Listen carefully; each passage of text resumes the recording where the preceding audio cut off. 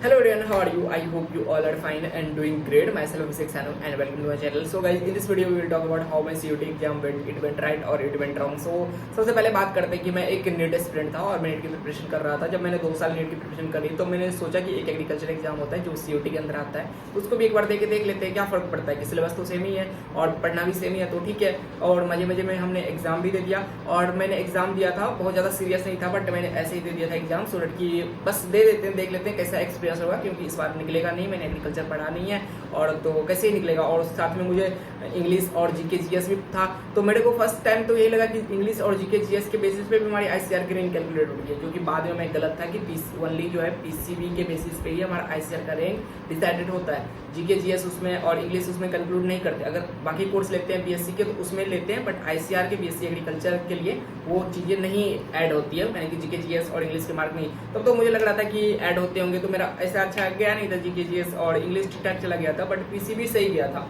But मुझे पता नहीं था क्या होगा. जब सीओटी का रिजल्ट आया था फाइनली, तो सीओटी के रिजल्ट में मुझे दिखा था कि मेरे कुछ मार्क बन गए थे 690 के आसपास, ऐसे कुछ मार्क बने थे. ठीक है, तो मुझे लगा चलो ओवरऑल मार्क तो अच्छा है, बट आईसीआर की रैंक कब आएगी तभी तो पता चलेगा कि मेरा रैंक क्या आ रहा है. तो लगभग 20 डेज के बाद जो है आईसीआर की रैंक भी आ गई थी, मतलब थोड़ा डिले हो गया था उस टाइम पे. तो मुझे लगा था कि मेरी रैंक जो है 2000 के बाहर होगी, बट जब मेरी रैंक आई तो मेरी ओवरऑल रैंक थी 1122 के आसपास रैंक थी और मुझे लगा it was a good rank. मुझे लगा कोई सा भी कॉलेज तो मिल ही जाएगा, बट मैंने इतना ध्यान नहीं दिया क्योंकि मैं फिर से नेट की प्रिपरेशन में लग गया था और मैंने बस ऐसे ही छोड़ दिया था कि ठीक है छोड़ो, इसको रहने देते हैं, नहीं लेंगे एग्रीकल्चर और इस कोर्स में इनरोल भी नहीं होना. तो फिर मैंने इसको थोड़ा साइड ही रखा था कि काउंसलिंग वगैरह होगी तो देखा जाएगा. लेकिन तभी काउंसलिंग की डेट आई थी तो मैंने रजिस्ट्रेशन वगैरह करा दिया था, उसमें कुछ पैसे भी लगे थे. मैंने 10,000 डिपोजिट करके मतलब देखा था कि देखते हैं कौन सा कॉलेज मिलेगा. आजकल अच्छा मिल गया कुछ तो सोचेंगे, कुछ हो सकता है कि कॉलेज में जाके पार्शियल ड्रॉप लेकर के नीट की प्रिपरेशन करेंगे, ऐसा ही कुछ सोचा था. और इस टाइप से मैंने नीट की प्रिपरेशन कंटिन्यू रखी थी, साथ में मैंने काउंसलिंग भी करा लिया था.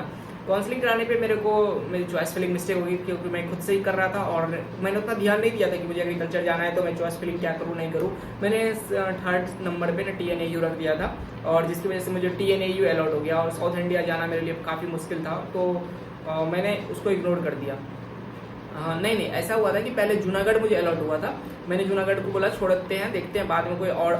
जूनागढ़ 11 नंबर पे था और तमिलनाडु 3 पे था. तो फर्स्ट जो हमारा आया था अलॉटमेंट, उसमें जो हमारा फर्स्ट अलॉटमेंट था जूनागढ़ एग्रीकल्चर यूनिवर्सिटी जो कि गुजरात में है. तो मैंने उसको इग्नोर किया था कि छोड़ते हैं, अभी इसमें नहीं जाना है. फिर पेरेंट्स ने बोला कि अपग्रेड करके देखो. अपग्रेड मैंने किया, TNAU मिल गया. बोला TNAU अब ले लो. मैंने बोला नहीं, मुझे TNAU जाना नहीं है, साउथ जाना नहीं है. उन्होंने बहुत प्रेस किया बट मैंने नहीं किया, छोड़ रहने देते हैं. फिर मैंने छोड़ दिया क्योंकि उसके अपग्रेड करने का ऑप्शन ही नहीं था. मैंने सोचा ठीक है एग्रीकल्चर अब नहीं करना, नीट ही करते, नीट पे फोकस कर रहा था. और उसके बाद जो है फिर जो क्या हुआ था ना कि IARI ना एक स्क्वाड्रॉन निकाला था कि स्क्वाड्रॉन काउंसलिंग उन बच्चों के लिए निकालते हैं कि जिनका कुछ किसी कारण वजह से कहीं पे अलॉटमेंट नहीं हो पाया, उसकी रैंक अच्छी है और हमारे पास कुछ वैकेंट सीट है, तो वैकेंट सीट को फिल करने के लिए IARI ने अपना एक इंटरनल काउंसलिंग स्टार्ट किए थे कि इंटर काउंसलिंग वगैरह कुछ नहीं, आप डायरेक्ट आओ हमारे पास, हम डायरेक्ट आपको ले लेंगे. तो उसमें समथिंग 500 रुपीज़ देकर के मैंने रजिस्ट्रेशन किया था, अपना डॉक्यूमेंट अपलोड किया था और समथिंग 26-27 फरवरी के आसपास जो है इसका रिजल्ट आ गया था कि आपका जो है IARI झारखंड आपको अलॉट हुआ है. तो फिर भी मैं डिलेमा में था कि मैं जाऊं या नहीं जाऊं, क्योंकि मैं उस समय में जिस समय में रिजल्ट आया उस समय मैं लाइब्रेरी में ही पढ़ रहा था और तभी देखा था कि हाँ ऐसे रिजल्ट आ गया है. पहले डेट थी कि 13-14 को आएगी बट लेट हो गया था रिजल्ट, तो 27 तक आया था. फिर मैंने सोचा कि जाऊँ नहीं जाऊँ, बड़ा कन्फ्यूजन था. पेरेंट्स ने बोला ठीक है एक बार जाके देख लो. जब मैं यहाँ पे आया तो हॉस्टल काफ़ी मस्त, जैसा कि आप लास्ट वीडियो में देख रहे होंगे, मस्त हॉस्टल भाई, मस्त मजा आ गया. सबने बोला कि यहाँ पे बहुत सारे लोग नीट प्रिपरेशन कर रहे हैं, आप भी नीट प्रिपरेशन कर सकते हो, क्या दिक्कत है इसमें, ज़्यादा कुछ प्रॉब्लम नहीं है. मैंने ठीक है कंटिन्यू करते, हॉस्टल बढ़िया है, रूम बढ़िया है, मेस भी ठीक है, पास में है, तो यहीं पे बैठ के पढ़ाई करते. कहीं भी रहेंगे तो हमें रेंट लगेगा ही, पैसे लगेंगे. यहाँ पे कम से कम एक बैकअप तो हमारे पास रहेगा, तो मैंने बैकअप के तौर पर इसको ज्वाइन कर लिया. बट हुआ क्या कि यहाँ पे न जैसे ही आया मुझे 1 महीने तो पूरे एग्जाम में ही लगा दिया. मुझे पूरे महीने एग्जाम ही दे रहा हूँ और एग्जाम में मेरा इतना लग गया, कॉलेज के एग्जाम में तो इतना लग गया कि मेरी नीट की प्रिपरेशन तो छूट गई और वहाँ से मेरे नीट का सपना ही चूर हो गया. फिर मुझे एग्रीकल्चर ही कंटिन्यू करना पड़ा था. स्टार्टिंग में बहुत मज़ा नहीं आ रहा था बट धीरे धीरे मज़ा आने लगा. लेकिन सबसे बड़ी प्रॉब्लम है एग्रीकल्चर कोर्स में नहीं, सबसे बड़ी प्रॉब्लम है यहाँ पे थोड़ा जो विलेज लोकेशन है ना, तो उसमें रहने में बड़ी प्रॉब्लम होती है. लाइक मुझे यहाँ पे कोई मार्केट नहीं है, पास में बहुत कम शॉप है कहीं जाने आने के लिए ट्रांसपोर्टेशन फैसिलिटी नहीं है, थोड़ा रूल्स एंड रेगुलेशन काफ़ी ज़्यादा स्ट्रिक्ट हैं और कुछ टॉक्सिक माहौल भी है बहुत ज़्यादा, ऐसा कह सकते हैं। तो उसकी वजह से भी मज़ा नहीं आता और घर जाने आने में बड़ी दिक्कत होती है, ट्रांसपोर्टेशन वगैरह 2-3 बार बस वगैरह चेंज करना पड़ता है, तो बड़ी दिक्कत है। जो कि बिहार और झारखंड पास में ही है, मैं बिहार से हूँ तो बिहार का पास में ही है, बट वहाँ से यहाँ पे आना मतलब टफ है। अगर कोडरमा भी उतरते हैं, कोडरमा से आने में बड़ा मुश्किल है, 2-3 बार तो बस ऑटो बदलना पड़ जाता है, तो उसकी वजह से बहुत ज़्यादा हेक्टिक हो जाता है। इसकी वजह से उतना मन नहीं लग रहा है, बट ओवरऑल कोर्स वगैरह में प्रॉब्लम नहीं है, कोर्स वगैरह ठीक है। अगर आप ICR से कोई भी कॉलेज से कर, चाहे स्टेट से कॉलेज से, जैसे कि हमारा पूसा वगैरह है उससे भी कर रहे हो वो भी अच्छा है, किसी ICR से कर रहे हो वो भी अच्छा है, IRI दिल्ली, GB पंत, वो सब तो अच्छा है ही ऑब्वियसली।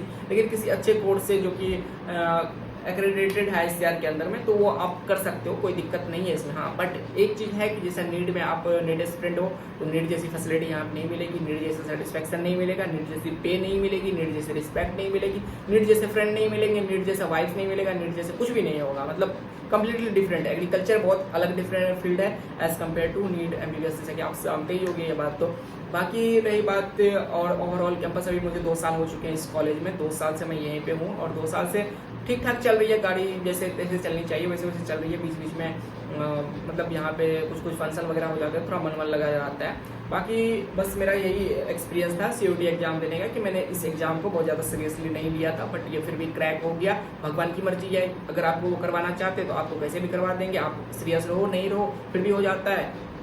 लेकिन अगर होना नहीं होता है तो आप कितना भी रगड़ लो, कुछ नहीं होने वाला। नीट में बहुत रगड़ा, नीट में नहीं हुआ, इसमें ज़्यादा दिमाग नहीं लगा, इसमें हो गया। मे भी हो सकता है कि नीट के जो मेरे लर्निंग से वो इसमें काम आ गए, तो जो भी हो, बट इसमें हो गया था। तो अभी मैं इसको कंटिन्यू करा, अभी मैं सेकंड ईयर में हूँ, लगभग 2 साल के बाद मेरा ये कॉलेज भी खत्म हो जाएगा। और यही था मेरा COT का एक्सपीरियंस और अभी तक कॉलेज एक्सपीरियंस मैं आपको नेक्स्ट वीडियो में शेयर करूँगा।